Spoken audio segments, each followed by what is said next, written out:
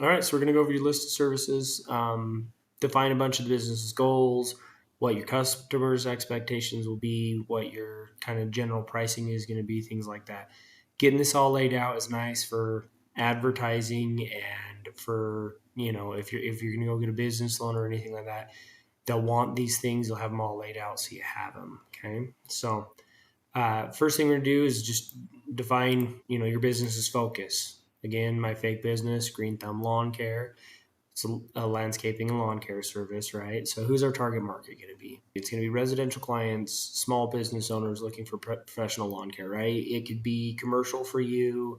It could be second homeowners, people that live in California and they have a house here, and so you're just taking care of those houses. Um, and then, you have your unique selling model. So eco-friendly, high-quality service are the things that we offer, right? And we'll go down and we'll expand on that a little bit. And then clients in suburban and urban areas. And then I put in here with a focus on property managers because, like I talked about before, one of the biggest things in HVAC was property management. If you get one account, but it has 100 lawns, then you've gotten 100 accounts, right? And all you have to do is make that one person happy, and you have 100 accounts where you can go and mow. So property management is absolutely fantastic. Your business goals: increase revenue, grow customer base through target marketing and word of mouth referrals, and then your customer retention, right? So offer high quality, dependable service for long-term relationships with clients. And then, eventually, as we stated before, we want to expand our service area into neighboring regions and offer seasonal maintenance plans, right? So how are we going to do better in the future? What are we going to have to give our customers more of what they want, right? By expanding into a larger area so that we can have more customers, and then offering more maintenance plans, more services, things like that. This is something that can change over time. Obviously, this is your first outlay. You might find, like I talked about before, that trimming hedges or whatever doesn't work. It's not cost effective for you. You don't have enough of the tools, can't afford the tools, whatever it is, and that's not a service that you want to offer. So as you go through and you fill out your service categories, these aren't set in stone. These are the general idea. It might be like we talk about, if you're just starting out by yourself and nothing else, then maybe all you'll be doing is lawn care. And, then after you get a few customers and everything, you realize that, I can probably do some fertilization too. So you do lawn care and fertilization. It doesn't have to be a long list. This is just gives you ideas of things that you could add to yours, or how there's multiple service categories within each different service. So my general categories: landscaping, tree and shrub care, irrigation and water management, seasonal lawn maintenance, lawn fertilization and weed control, aeration and seeding, and then landscape design and installation, right? So then you take each of these and you break them down. So landscaping and lawn care, landscaping and lawn care.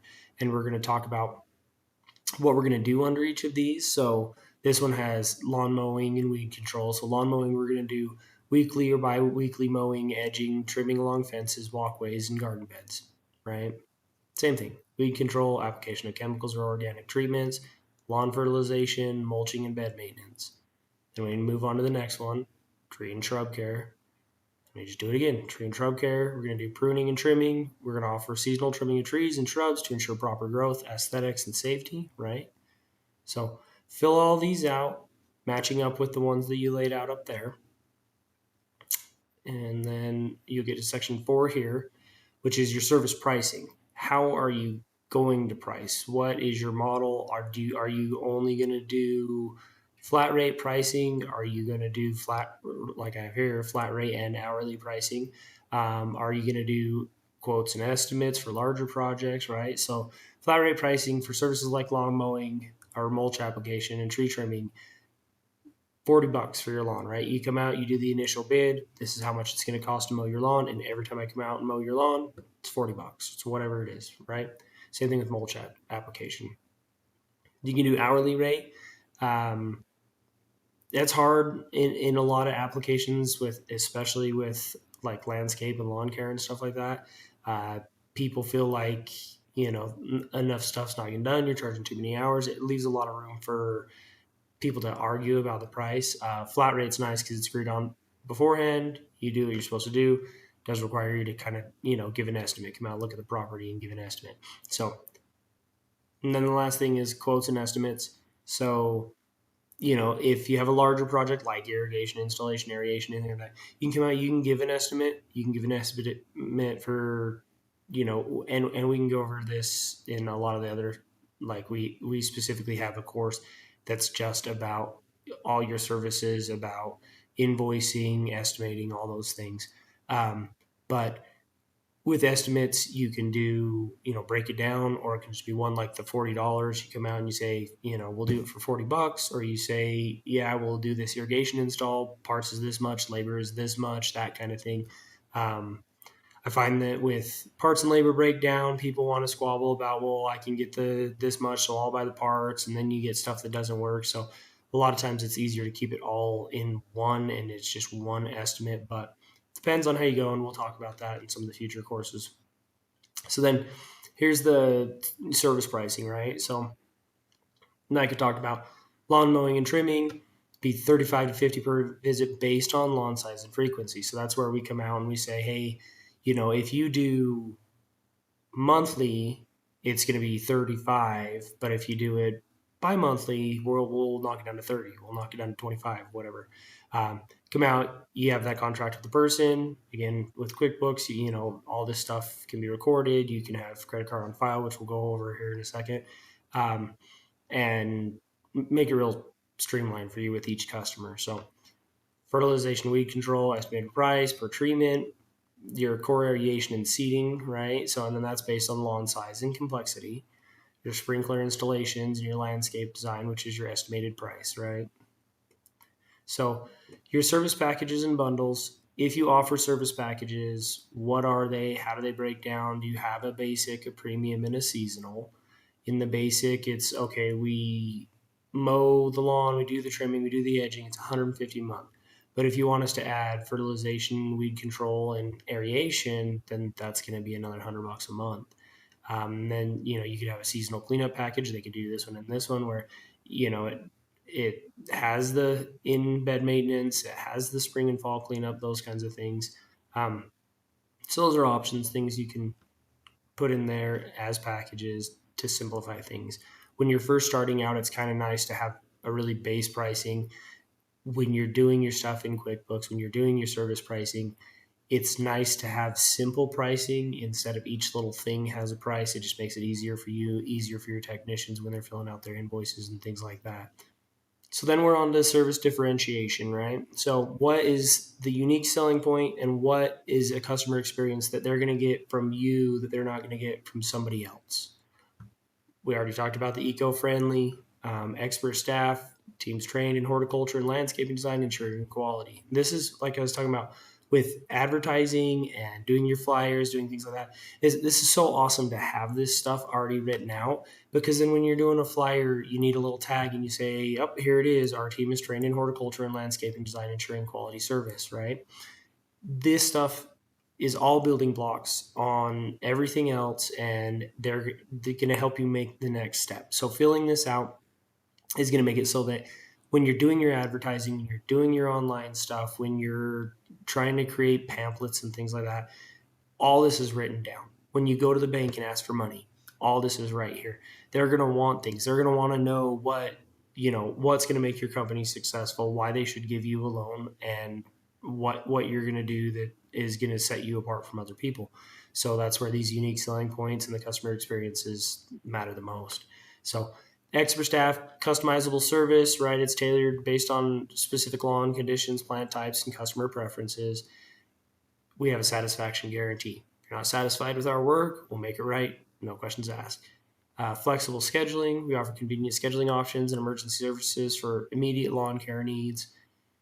As far as the customer experience, like we talked about, online booking and scheduling is huge, making it easy on them. Can they at least schedule their bid so you can come out, do the bid, then everything's automated, right? They don't even see you. They don't know. All they know is that your lawn is beautiful and easy peasy. Simple payment options. Nowadays, there's no excuse. Credit cards, mobile payment, all that stuff. The subscription plans, like I was talking about with the credit card on file, you get their credit card, you get their permission, and you have your monthly service, and you just charge it. It's all automated. QuickBooks does it, makes it really awesome and simple. And then regular follow up. This is the constant contact I was talking about earlier. Constant contact is so important that you're always on their mind and that they know that you care, right? So following up is huge because you're not going to get any kind of positive. Somebody's not going to call you and say, my lawn looks beautiful. I just wanted you to know everything's great. You did great. My lawn's great. That's not going to happen, right? They're going to call you and they're going to say, hey, you screwed this up. You made this mistake. We're going to give you a bad review for X, Y, or Z. But the positive stuff, that's not going to happen. But if you follow up and you say, hey, Mr. So-and-so, I know my guys came out to your house and mowed your lawn, did your bushes, whatever. I just want to check in with you, see how things are going. How does it look? I know you just added the tree trimming service, and I wanted to make sure those were done to your liking. That kind of stuff makes a huge difference. And then he's going to tell you you did a great job because hopefully your guys are doing a good job. And then you can ask him, hey, would you be willing to do a review? If I sent you an email, would you hop on Facebook? Would you do this, that, and the other? You can get these reviews so you can show other customers that your clients are happy and that you're following up and doing your job, right? So constant contact is important from the beginning to the end, to the next time, to the next cycle. When you see them again, you want to be in constant contact, whether that be via email, phone call, Facebook, whatever it is, constant contact. Okay. So in conclusion, Green Thumb Lawn Care's outlined a structured list of services that cater to a wide range of lawn and landscaping needs. This approach allows us to target a variety of customers, offer competitive pricing, and differentiate ourselves in the market through personalized, eco-conscious, and high-quality services. This list will evolve as the business grows, ensuring flexibility in offering while keeping customer satisfaction at the forefront. So this is something, again, with banks and stuff like that. It's just saying, hey, this is what our plan is. This is why we're doing it. Laying this stuff out is so important. I know it seems like busy work. I know it seems like something that's just like, I want to get out on a mow lawn so I can make money. This, again, is just all building blocks for everything else. So just make sure that you're getting these steps done and filling out these forms. Keep them organized, like I talked about before. If you get the binder, whatever works for you, and get them filled out, and we'll move on to the next stuff, get into some fun stuff here. The next course, we get to do some actually building your logo, building your brand, all that stuff. I think that's super fun because it makes it feel like you're really a company now.